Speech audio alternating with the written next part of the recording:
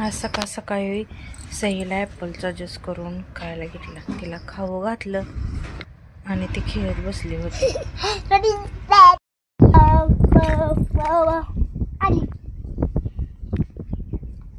इथं मॅडमला बेसन चपातीचा रोल करून दिला. कसा आहे कसा आहे रोल बेसन चपातीचा?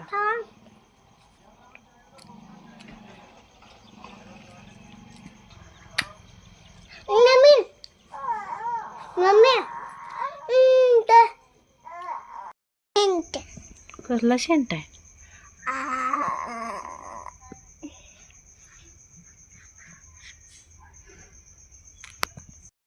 आजच्यासाठी एवढंच. Good night friends.